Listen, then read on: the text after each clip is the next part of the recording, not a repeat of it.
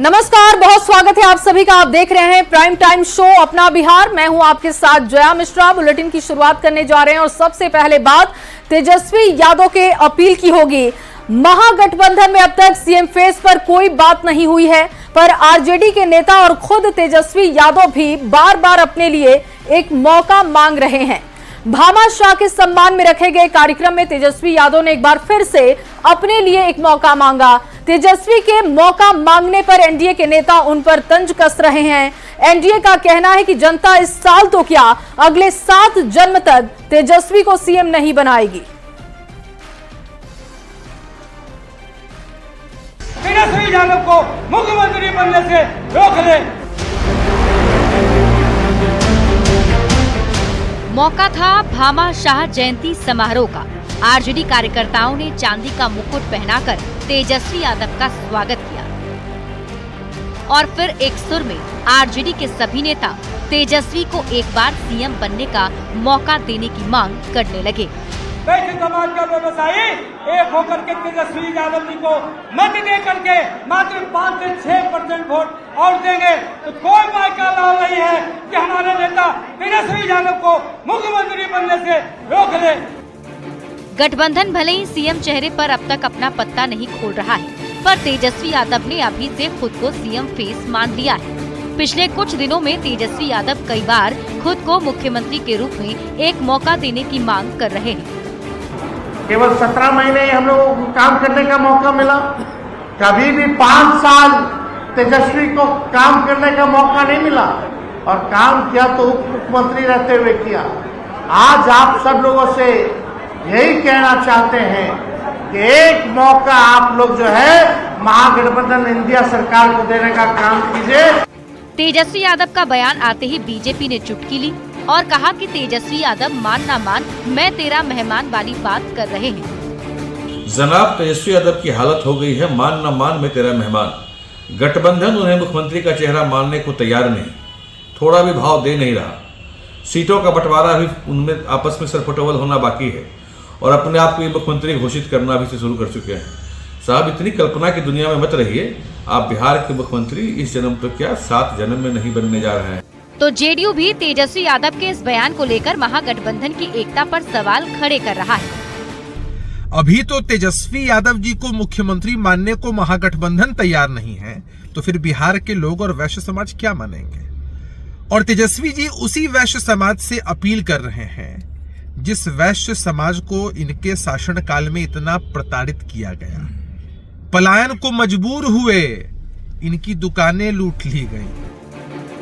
तेजस्वी यादव को इसलिए भी घेर रहा है क्योंकि उनके अपने ही सहयोगी उनकी इस दावेदारी को ये कहकर कमजोर कर दे रहे हैं कि सीएम फेस का फैसला नतीजों के बाद होगा। इंडिया गठबंधन में सारी चीजों की समय फिक्स है। समय आने पे आपका सीएम चेहरा भी दिख जाएगा। इंडिया अलायंस का नेतृत्व तेजस्वी जी कर रहे हैं और उनका जो अधिकार है वो जनता के सामने मांग रहे हैं। तो बहुमत के बाद तो मेरे ख्याल से बहुत कुछ सवाल बचता नहीं है। गठबंधन होता है, उसके जो बड़े दल होते हैं, बड़े दल के जो नेता होते हैं, आमतौर पर यही, इसलिए इसमें कुछ चेहरे का सवाल। सीएम फेस को लेकर महागठबंधन में माथापच्ची जारी है। देखना होगा कि कांग्रेस और बाकी दल टिकट बंटवारे से पहले तेजस्वी के चेहरे पर राजी होते हैं या फिर ये पहेली चुनाव तक बनी रहेगी। न्यूज़ 18 के लिए पटना से संवाददाता रवि एस नारायण की रिपोर्ट।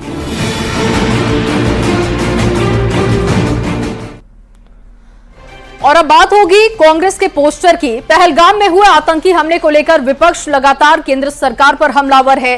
कांग्रेस ने अपने सोशल साइट एक्स के ऑफिशियल अकाउंट से एक पोस्टर शेयर किया है जिसे लेकर अब सियासत हो गई है।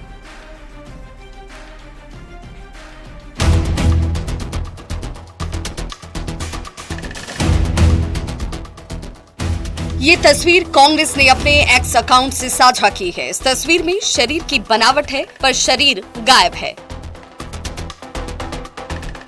इस तस्वीर के साथ कांग्रेस ने लिखा है गायब। दरअसल पहलगाम में हुए आतंकी हमले के बाद से लगातार कांग्रेस सरकार को घेरने की कोशिश कर रही है। कांग्रेस आरोप लगा रही है कि केंद्र सरकार आतंकी हमले की जिम्मेदारी से भाग रही है। इसी को लेकर अब कांग्रेस ने ये तस्वीर जारी की। अब एनडीए के नेता कांग्रेस पर पलटवार कर रहे हैं और नसीहत दे रहे हैं कि ऐसे संवेदनशील मुद्दे पर वो राजनीति न करें। एक एक जनता जानती है कि नरेंद्र मोदी की सरकार कितना सजग होकर इस भारत को चलाने का काम कर रही है और स्वाभाविक है विपक्ष अपनी बात रखता रहेगा। विपक्ष के नेता का ही अता पता नहीं रहता है देश के लोगों के। अपनी जिम्मेदारियों का एहसास करने की जगह दूसरों को जिम्मेदारियों का पता करने में व्यस्त रहती है पार्टी। इसी के कारण पिछले 11 साल में ऐसा नैतिक पतन होते चला गया। ये गलत है। इस तरीके से, जैसा मैंने कहा कि एक सेंसिटिव विषय है और मुझे लगता है इसकी सेंसिटिविटी को समझना विपक्ष की भी उतनी बड़ी जिम्मेदारी है। इससे शर्मनाक और घटिया कोई हरकत नहीं हो सकती है। कांग्रेस पल्ले भी नहीं झाड़ सकता है, इसलिए कि उनके ऑफिशियल एक सैंडल से इसे जारी किया गया है। इधर कांग्रेस अध्यक्ष मल्लिकार्जुन खड़गे और नेता प्रतिपक्ष राहुल गांधी ने प्रधानमंत्री नरेंद्र मोदी को पत्र लिखा है। पत्र में संसद के दोनों ही सदनों में विशेष सत्र बुलाकर 22 अप्रैल को हुए पहलगाम आतंकी हमले पर चर्चा की मांग की गई। एक तरफ जहां पूरा देश पहलगाम आतंकी हमले को लेकर सख्त कार्रवाई की मांग कर रहा है, तो दूसरी तरफ इसे लेकर सियासत भी खूब जारी है। पटना से संवाददाता शैलेंद्र कुमार के साथ ब्यूरो रिपोर्ट न्यूज़ 18।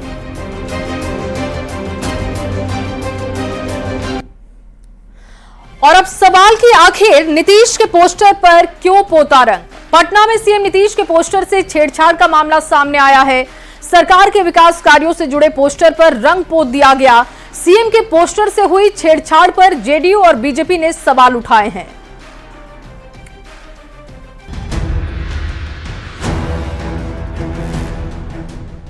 ये तस्वीरें पटना में राजभवन और मुख्यमंत्री आवास के पास की हैं।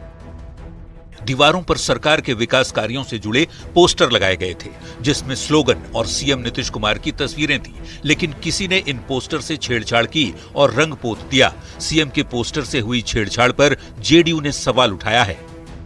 तो ऐसी ओछी हरकत करते रहिए, इससे क्या फर्क पड़ता है? नीतीश कुमार जी के चेहरे को जनता के दिलों से कोई नहीं निकाल सकता है। नीतीश के पोस्टर पर किसने पोता रंग? रंग पोतने की कारस्तानी किसकी? वैसे तो इन सवालों के जवाब जांच के बाद ही मिल पाएंगे, लेकिन बीजेपी नेताओं का साफ साफ आरोप है कि ऐसा आरजेडी के लोगों ने किया है। राष्ट्रीय जनता दल के लुच्चों का कुकृत है ये, जिन्हें बर्दाश्त नहीं होता है बिहार का हंसता मुस्कुराता सुशासन का विकसित होता हुआ चेहरा। सीएम के पोस्टर से छेड़छाड़ के मुद्दे पर बीजेपी के आरोप पर आरजेडी की ओर से भी पलटवार किया जा रहा है। देखिए, भारतीय जनता पार्टी चेहरा मिटाने पर विश्वास करती है, इतिहास मिटाने पर विश्वास करती है, नाम मिटाने पर विश्वास करती है। और भारतीय जनता पार्टी के लोग बताएं कि इस तरह के कार्य किसने किए हैं। कुछ दिनों पहले भी ऐसा ही वाकया हुआ था, तब भी सीएम नीतीश के पोस्टर से किसी ने छेड़छाड़ की थी। सवाल है कि पोस्टर पर रंग पोतने वाले की मंशा क्या है, क्योंकि पोस्टर तो सभी नेताओं के लगते हैं। लोग पोस्टर के जरिए अपना काम बताते हैं। क्या पोस्टर पर रंग पोत देने से सीएम नीतीश के विकास कार्य छुप जाएंगे? न्यूज़ 18 के लिए पटना से संजय कुमार के साथ ब्यूरो रिपोर्ट। और देखिए, सिर्फ पटना में ही नहीं, पटना के बाद अब भागलपुर में भी मुख्यमंत्री नीतीश कुमार की तस्वीर पर रंग पोतने का मामला सामने आया। फ्लाईओवर की दीवार पर दोनों तरफ नीतीश कुमार की तस्वीर के साथ स्लोगन लगाए गए थे, जिसे काले रंग से किसी ने पोत दिया है। औद्योगिक थाने से महज 100 मीटर की दूरी पर नीतीश कुमार की तस्वीर को पोता गया। ये किसने किया, इसकी जानकारी किसी को नहीं। स्थानीय स्तर पर जेडीयू के नेताओं और कार्यकर्ताओं को भी इसकी भनक तक नहीं लगी। बिहार की तस्वीर बदलने वाले मुख्यमंत्री नीतीश कुमार की तस्वीर पर राजधानी पटना के बाद अब भागलपुर में भी किसी ने रंग पोत दिया है। तस्वीर देखिए कि किस तरह से यहाँ पर मुख्यमंत्री नीतीश कुमार का पोस्टर लगाया गया था और इस पोस्टर पर किसी ने रंग पोत दिया है।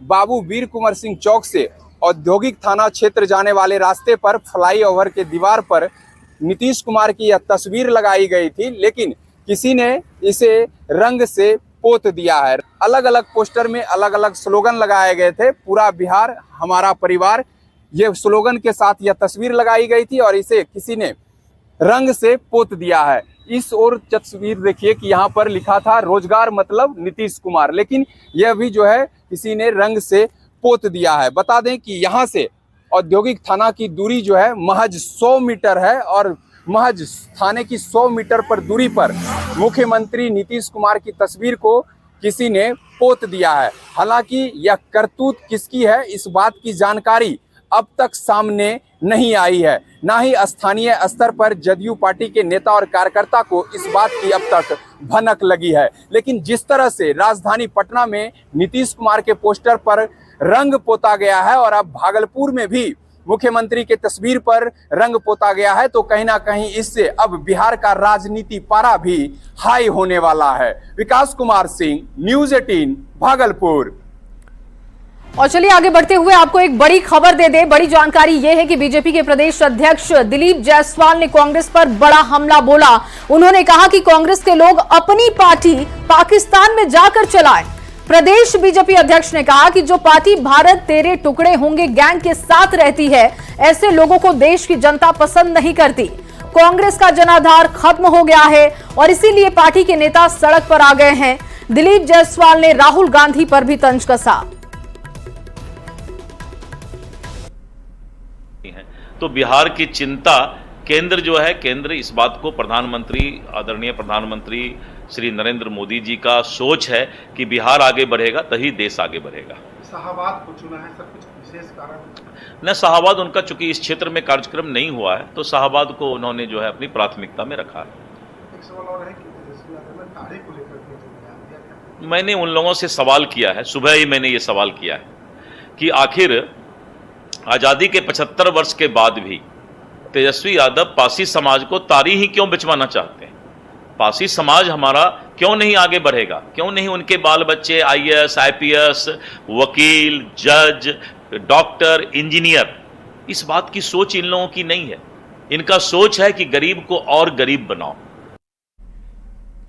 और अब बात होगी उपेंद्र कुशवाहा की नसीहत की। राष्ट्रीय लोक मोर्चा के अध्यक्ष और सांसद उपेंद्र कुशवाहा ने इशारों ही इशारों में एनडीए नेताओं को नसीहत दी है। उपेंद्र कुशवाहा ने कहा कि पीएम मोदी और सीएम नीतीश की बात माने, नहीं तो लोकसभा चुनाव की तरह ही विधानसभा चुनाव में भी आपको नुकसान उठाना होगा। रिपोर्ट देखिए।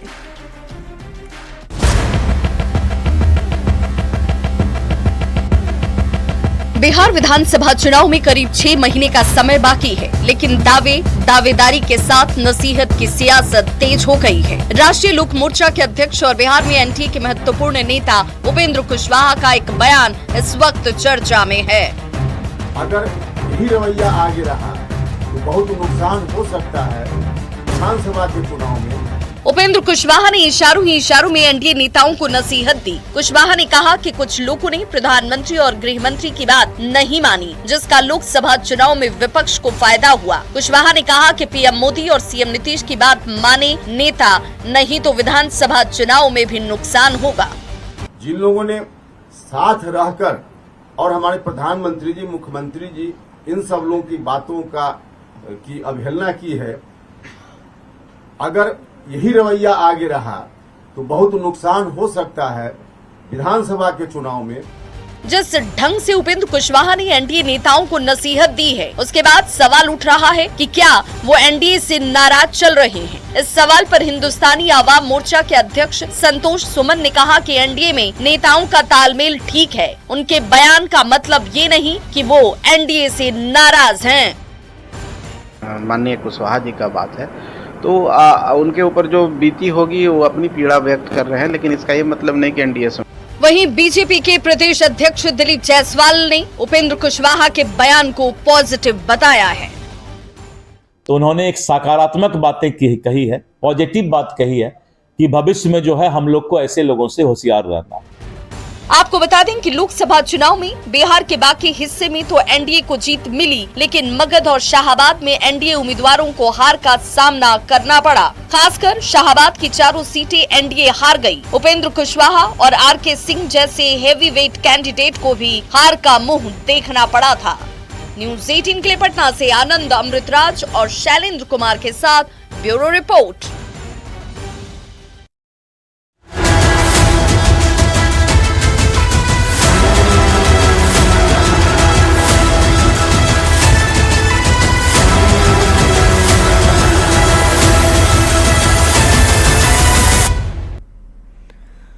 और अब बात करेंगे ऑपरेशन लंगड़ा की। गोपालगंज में अपराधियों पर पुलिस ने ताबड़तोड़ एक्शन से हड़कंप मचा दिया है। 24 घंटे के अंदर पुलिस ने 4 अपराधियों का हाफ एनकाउंटर कर दिया। पैर में गोली लगने के बाद चारों अपराधी गुनाह की दुनिया छोड़ने की बात कर रहे हैं। आपको रिपोर्ट दिखाते हैं।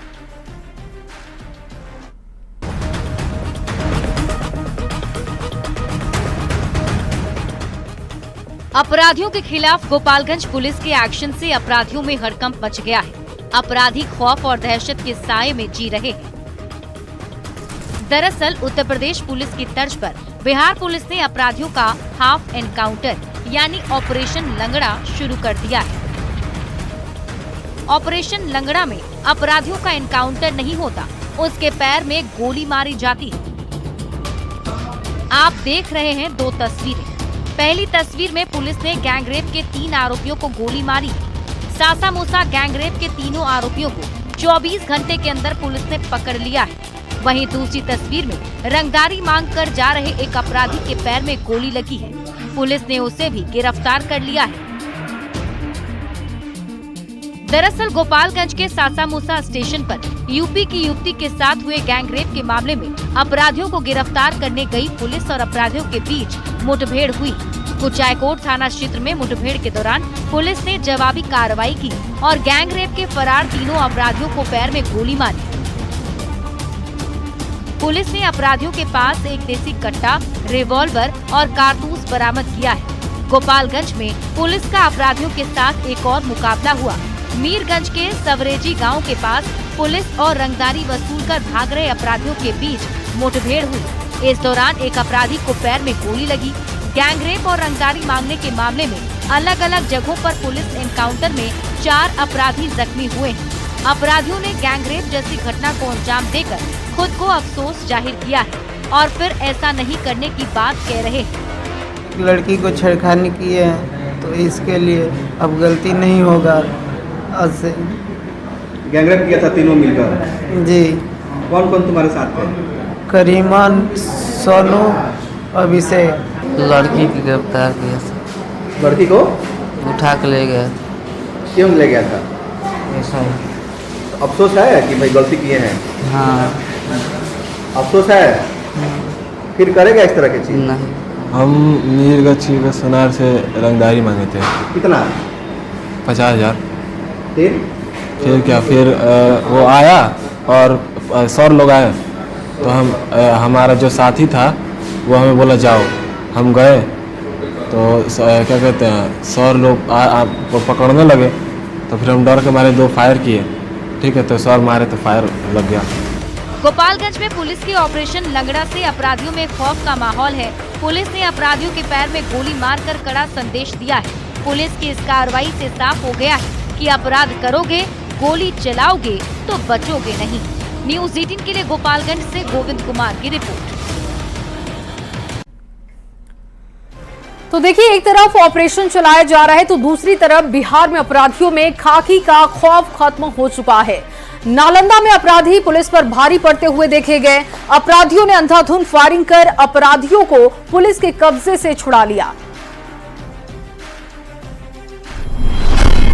अपराधियों में खाकी का नहीं है खौफ।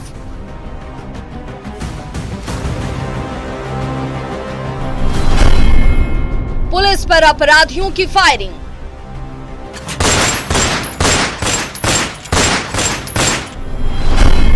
अपराधी को पुलिस के कब्जे से छुड़ाया।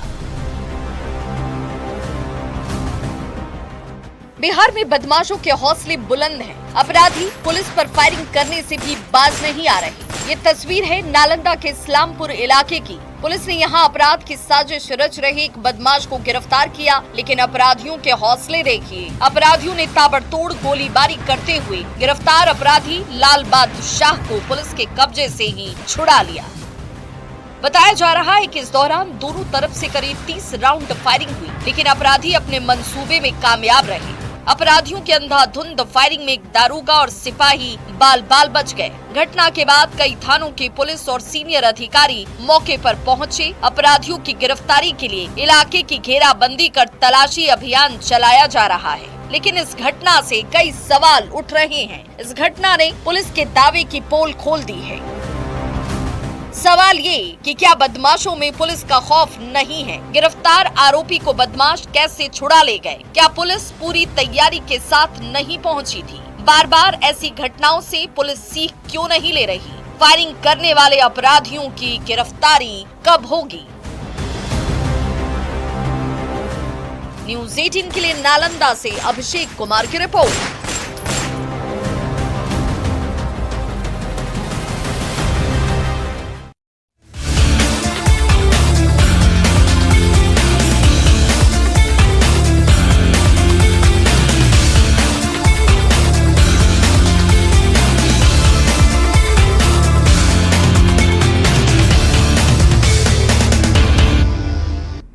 और चलिए अब बात करेंगे सिर्फ बिहार नहीं भारत के वैभव की। कहते हैं कि एक बिहारी सब पर भारी। आईपीएल खेल रहे सबसे युवा खिलाड़ी वैभव सूर्यवंशी वही बिहारी हैं। जितना उनके नाम में वजन है उतना ही मैदान पर बल्लेबाजी में दम भी दिखता है। 28 मार्च की शाम बल्ले से फूटा तूफानी शतक उनके उसी दम की कहानी कहता है। ये कहानी आपको भी दिखाते हैं। बिहार के लाल वैभव का कमाल। आईपीएल में 35 गेंदों में जड़ दिया शतक। आईपीएल में सबसे तेज शतक जड़ने वाले बने भारतीय। 14 साल के लड़के ने चूर कर दिया सारे रिकॉर्ड। आईपीएल में कल इतिहास रचा गया है। बिहार के लाल और आईपीएल के सबसे युवा खिलाड़ी के रूप में वैभव सूर्यवंशी ने आईपीएल में सबसे तेज शतक लगाए हैं। सूर्यवंशी ने 38 गेंदों पर 11 छक्कों और 7 चौकों की मदद से 101 रन बनाए और 14 साल की उम्र में शतक पूरा करने वाले टूर्नामेंट के इतिहास में सबसे कम उम्र के खिलाड़ी बन गए। राजस्थान रॉयल्स के खिलाड़ी वैभव सूर्यवंशी ने आईपीएल में गुजरात टाइटंस के खिलाफ सिर्फ 35 गेंदों पर अपना पहला आईपीएल शतक बनाया।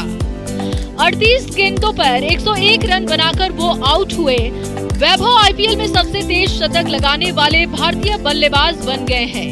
जयपुर के सवाई मानसिंह स्टेडियम में गुजरात टाइटंस के खिलाफ उन्होंने 7 चौके और 11 छक्कों की मदद से ये कीर्तिमान स्थापित किया। आईपीएल में वैभव सूर्यवंशी के शानदार पारी पर बिहार के मुख्यमंत्री नीतीश कुमार ने फोन पर बात करते हुए वैभव को बधाई दी है और साथ ही सीएम ने एक्स पर पोस्ट करते हुए 10 लाख रुपए इनामी राशि देने का ऐलान भी किया। वैभव ने अपने आईपीएल करियर की शुरुआत शार्दुल ठाकुर के खिलाफ पहली गेंद पर छक्का लगाकर की थी।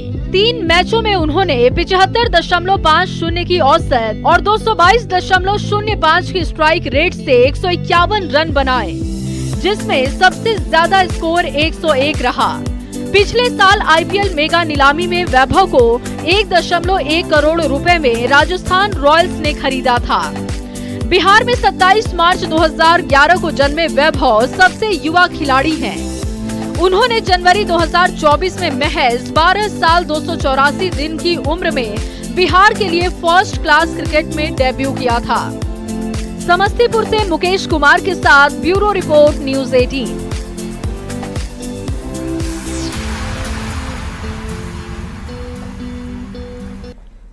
देखिए, आईपीएल के इतिहास में सबसे कम उम्र में शतक लगाने वाले खिलाड़ी बने बिहार के वैभव सूर्यवंशी को कांग्रेस विधायक अजीत शर्मा ने भी बधाई दी है।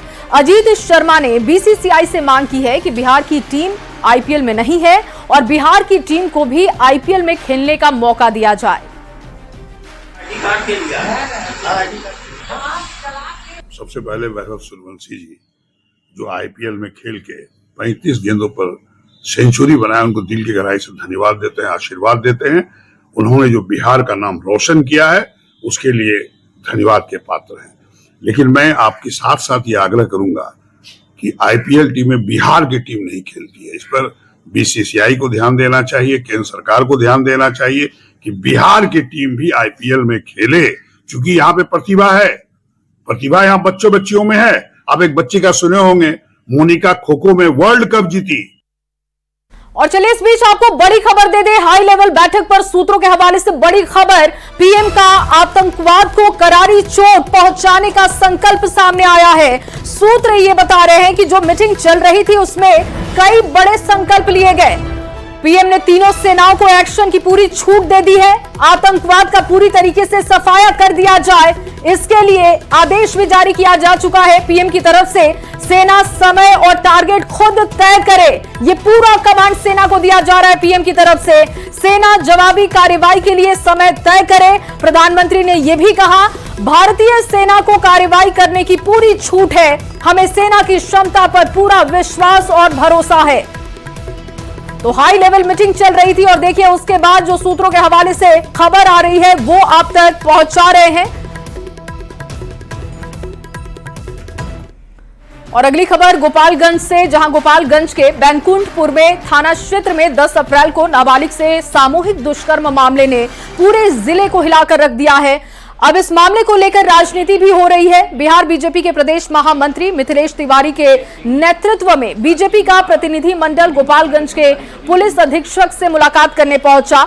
बीजेपी नेताओं ने पुलिस को ज्ञापन सौंपा और फरार आरोपियों की गिरफ्तारी की मांग की गई है। बीजेपी का आरोप है कि घटना को लेकर स्थानीय आरजेडी विधायक प्रेम शंकर यादव ने मीडिया में दावा किया था कि एक माननीय ने आरोपियों को बचाने के लिए पुलिस को फोन किया और उनके पास इसका ऑडियो सबूत भी है।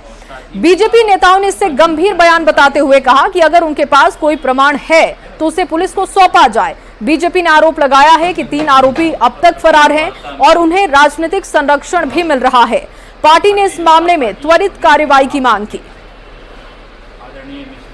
तो बैकुंठपुर के माननीय विधायक ने एक बयान दिया था और उन्होंने कहा था कि जिसने अपराधियों को छुड़ाने के लिए पुलिस पे दबाव बनाया, उसके बातचीत के पूरी वीडियो उनके पास है और उनका पूरा फोन का रिकॉर्डिंग उनके पास है। मैंने बयान दे करके कहा, माननीय विधायक जी, वो जो एविडेंस आपके पास है, रिकॉर्डिंग आपके पास है, आप उसको सार्वजनिक कीजिए। लेकिन आज तक बैकुंठपुर विधायक ने सार्वजनिक नहीं किया। अब चूंकि घटना के 18 दिन बीत गए हैं और 18 दिन बाद भी मात्र एक अपराधी पकड़ा गया है, मैंने आज पुलिस कप्तान को चिट्ठी लिख करके आग्रह किया है कि आप माननीय विधायक जी से वो एविडेंस प्राप्त करिए और एविडेंस प्राप्त करके उस व्यक्ति की पहचान कीजिए जो इन अपराधियों का संरक्षक है। और चलिए इसी खबर के साथ इस बुलेटिन में बस इतना ही। आगे जोहार झारखंड देखिए शिप्रा के साथ। शुक्रिया जया। और आइए बुलेटिन